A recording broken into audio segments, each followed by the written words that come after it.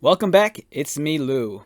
I'm here for another action figure unboxing and review, and today we are going to take a look at one of my most anticipated action figures for this year. It is the DC Multiverse General Zod.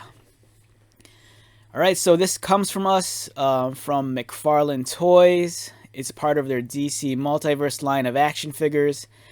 This represents General Zod as he's seen in DC Rebirth. It looks awesome. I'm so excited to check this out.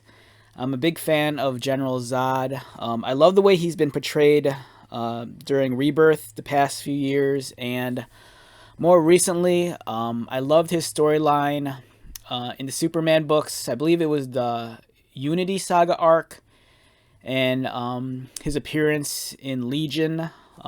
He's a great character, very complex, filled with a lot of depth, and this is such a great rendition of the character. Okay, so we have General Zod here. He comes in the standard McFarlane packaging for the DC Multiverse.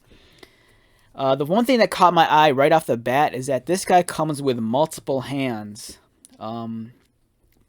It seems really odd to me, seeing as, most of the time with the DC Multiverse figures, unless it's like a weapon, very, very rarely, if ever, do we ever get like extra hands. This is something that, is very common for like Marvel Legends, but for the McFarlane DC stuff, this kind of like a new thing, and I'm kind of digging it. I like the fact that they're giving us options. In my perfect world, I would love it if they gave us, multiple heads with an action figure. But then that kind of defeats McFarlane's, whole business model of re-releasing a figure like with a different head sculpt. But I'll take the extra hands. I think it's great. It gives your figure a lot of options, especially if you're into action figure photography. So much of how we communicate with other people is expressed through our hands, and it's awesome that, he comes with different, different ways to express his emotions, through his hands, whether it's like through fists or like, like a splayed out palm like this with his fingers kind of arching in. It looks great. On the back, there's some nice fig photography here of Zod. He looks awesome. He's on top of like a pile of skulls. It seems very appropriate to the character. Some of the other figures in this wave include the Batman. It's the new Robert Pattinson Batman. There's Hazmat Suit Batman, the Joker, the comedian from Three Jokers. There's animated Superman in the black costume, and then there's the Red Hood from Three Jokers. All right, so let's get started and let's take a look at General Zod.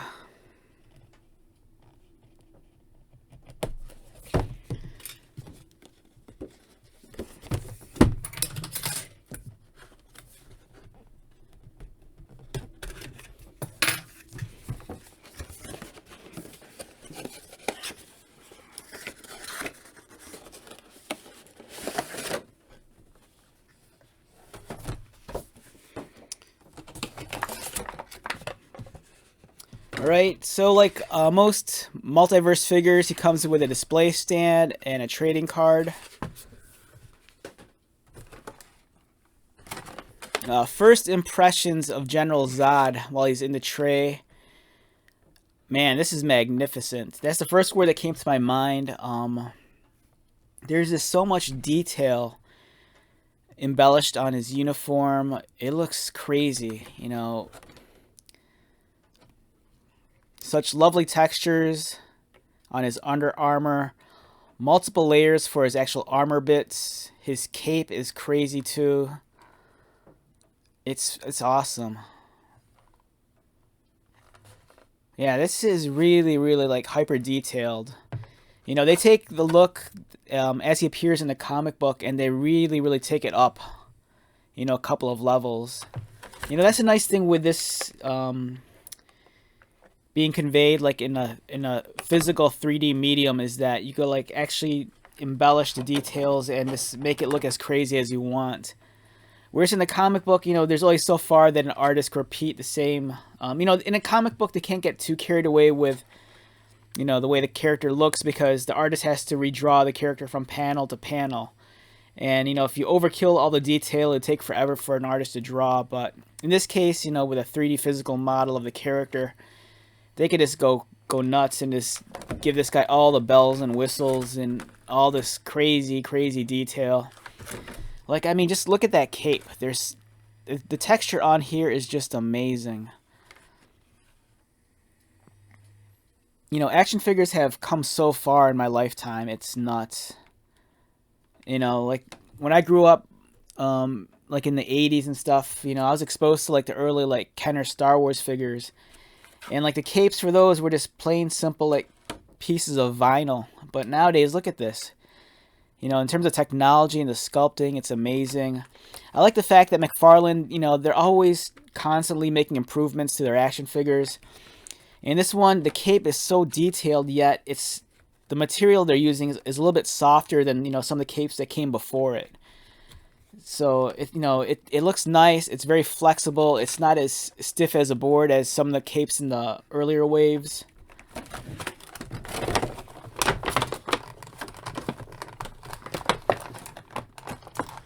All right, let's get Zod out of here and get started. I really want to take a look at the articulation.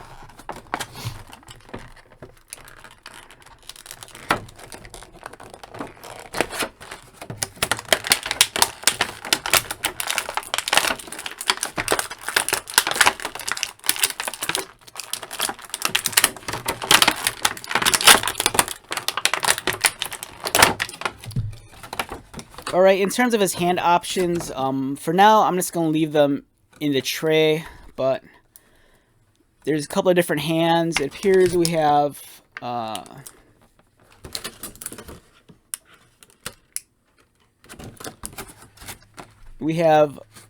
a splayed out hand, a couple of closed fists, and I want to say one of the hands here might be a C grip, I think.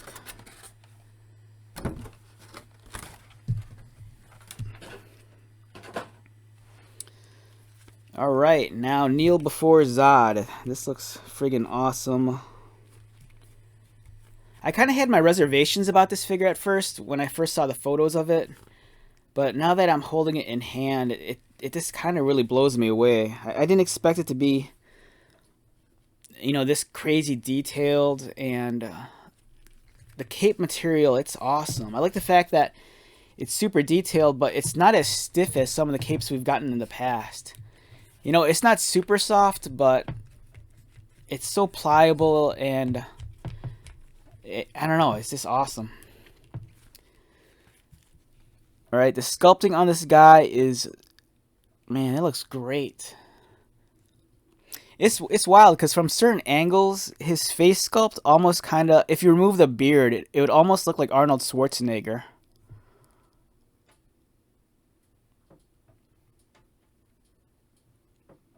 Yeah, great detail on the face. He has a very like unkempt beard. His beard's kind of wild on him, but I think that's alright. The sculpting on his hair is awesome too. Yeah, you see from certain angles it kind of resembles Arnold Schwarzenegger.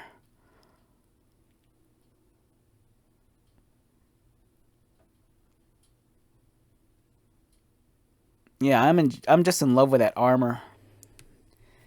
So much detail has gone into this guy. Yeah, that face is really nice. Again, I mean, it might just be me, but that really looks like Arnold Schwarzenegger.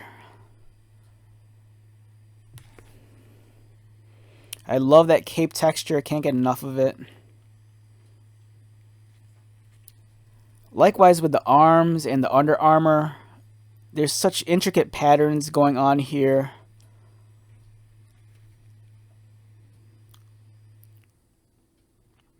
Yeah, look at the pattern on the boots. That is so crazy how detailed this toy gets.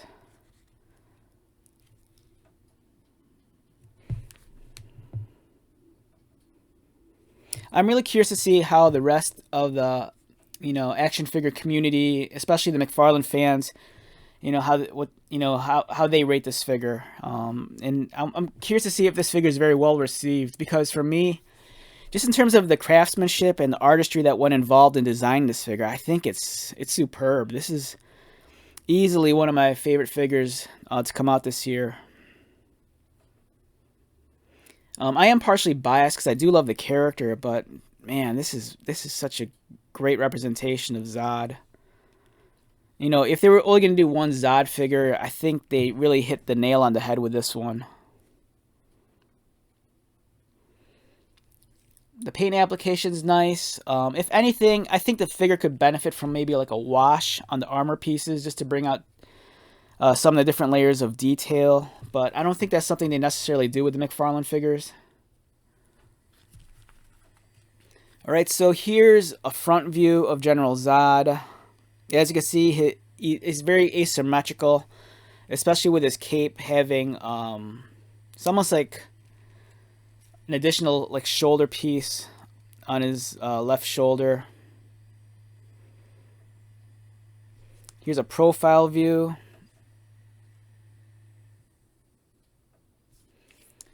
Back. I like the fact that his cape, like in a neutral pose, it's not too wild. Like it always kind of like makes me a little crazy when they take too much liberties and they make the cape like overextended and flowing more so on one side than the other. But for this one, it's a little bit more balanced, and I can really appreciate that. Here's another profile view. A little bit closer to him again. Yeah, look at the detail on the boots. That's awesome. Alright, so in terms of articulation, all figures, they all kind of seem like they're articulated the same. This guy's head rotates. He could look down. Could he look down? Only like about that much. He could look up. About that. It's all right. I kind of wish he could pull back and arch back even further with his head, but it's decent. I think I come to expect a little bit more with characters that could fly. Like, it'd be nice if his head could actually tilt back so far that you could get him in a nice flying pose. This is, as far as he'll look up, it's not really that high. In terms of like an ab crunch, he could crunch forward, but this piece of armor kind of gets in the way. But if you notice, it's a very soft piece of rubbery plastic, very pliable. So he could crunch about that far forward. He could arch back like that. He's cut below the chest line, a little bit above mid-torso. So there's some swivel movement, and it's pretty smooth. I'm kind of surprised. For some figures, they might have that cut, but the range of motion's kind of limited. This one's range of motion's pretty extreme. He could go, I think, full 360 without like any hiccups. So that's nice. Waist articulation. Yeah, so far I'm pretty impressed with his torso articulation. His head articulation came up a little short, but his torso, it's perfect. Leg movement, he can kick up pretty high, surprisingly. He could kick out, again, very far. This guy goes a little bit past the splits, which is nuts. No pun intended. It's nuts. His arms rotate. They go out, but due to the size of this shoulder pauldron, it's going to hit the upper part of his cape and shoulder. So the movement there is going to be hindered a little. He does have a bicep cut, so he could swivel at the bicep. Double pinned elbows. Wrist articulation. And I'm kind of curious how easy his hands pop off.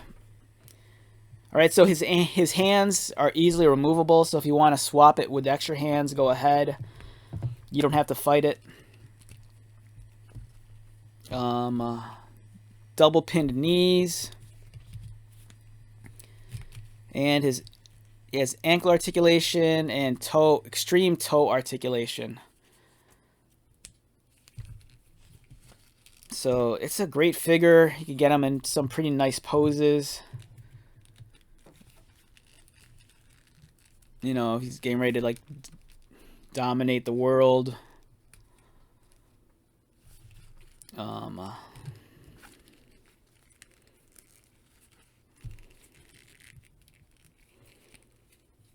Let's get this.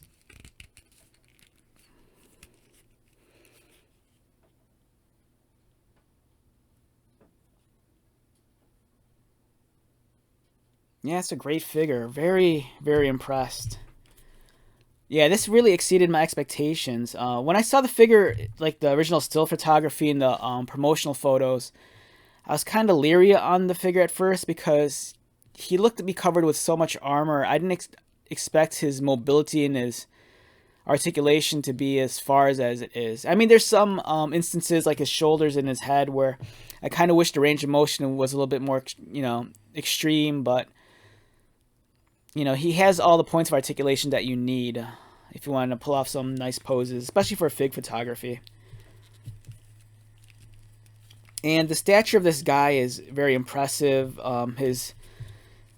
His character silhouette and his musculature, I think it really conveys, you know, Zod's power. And this is a character that commands presence once he enters the room. And I really feel that, you know, this character kind of embodies that. You know, he's an authoritative figure. You know, he's the founder and ruler of New Krypton. It looks great. Now, one thing about this figure that I'm really happy to say is I think he does a pretty good job of capturing the look as he appeared in the comic books. Let me go grab some issues.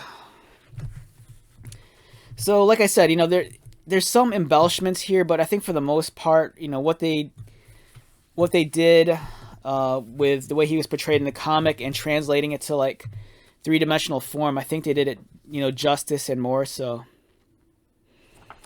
So this is Action Comics 981. This was Rebirth. I want to say I think this came out in 2017, I think. So here's the cover. We have Zod, and of course we have Superman kneeling before Zod. As you can see, the costume isn't exact, but you can tell where they pulled the inspiration from. You know, there's definitely a lot more going on in the action figure than the 2D version. Some minor changes in the color scheme. I'm not sure if Zod actually appears in this comic. Oh, there he is. Okay.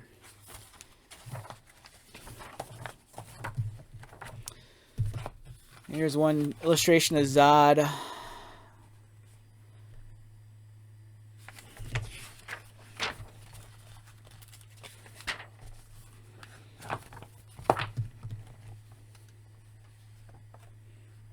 Yeah, so it looks like they took bits and pieces of everything.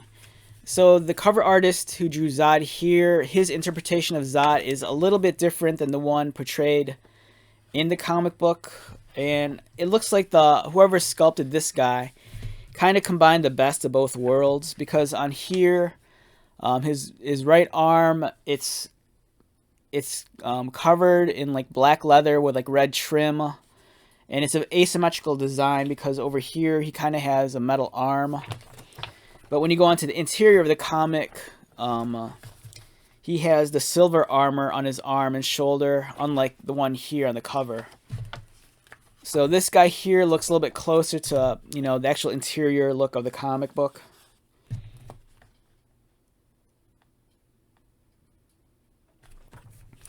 And then here's Zod as he appeared in the Unity Saga. This was one of my favorite stories. It's written by Brian Michael Bendis, and it's awesome. It's kind of like the lead way to his story in Legion. You know, especially about the story surrounding like John Kent's future as Superman and New Krypton, like decades from now. Yeah, so there's going to be some disconnect here because this is artist Ivan Reis's interpretation of Zod. And I believe this comic came out a couple years later. So a little bit of a disconnect in terms of the costume. But this one is really, really close to how he's portrayed in Action Comics. So, okay, so if I had to rate this guy numerically on a scale of 1 to 10, for me, this guy's an easy 9 to a 9.5. The only thing that holds him back is his articulation. You know, it's unfortunate that his shoulder pauldrons kind of get in the way of his articulation, and likewise, I do wish his head could look further up. But for the most part, I think it's great. It's awesome that they give us multiple hands. It's awesome that this guy is like super, super detailed. I love the fact that he looks really close to how he appears in the comic book. There's been some McFarlane figures where, you know, sometimes they'll take the embellishments a little bit too far, or they'll kind of deviate from, you know, how it appears in the comic book, and then you kind of lose, you know, some of the essence of the character. For example, there was the McFarlane Superboy Prime figure, and that Superboy Prime figure, it's an amazing figure. The sculpting's beautiful, but for me, the figure kind of fell short with the color scheme.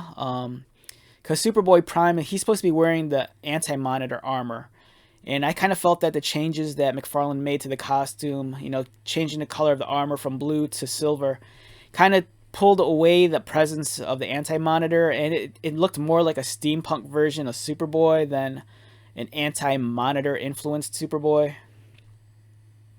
But for this, in the case of General Zod here, you know, they did such a great job of taking his comic book appearance and just recreating it in 3D form. So yeah, wonderful figure. I can't recommend this enough. You know, it's kind of awesome that in the last few months we got, you know, Lex Luthor, and now we have Zod. You know, we have a pair of like Kal-El's like top tier like villains and rogues. Even though you know, General Zod, at least the last time I read his adventures, he kind of borderline more on being a good guy, especially like with him being, you know, the founder and father of like New Krypton.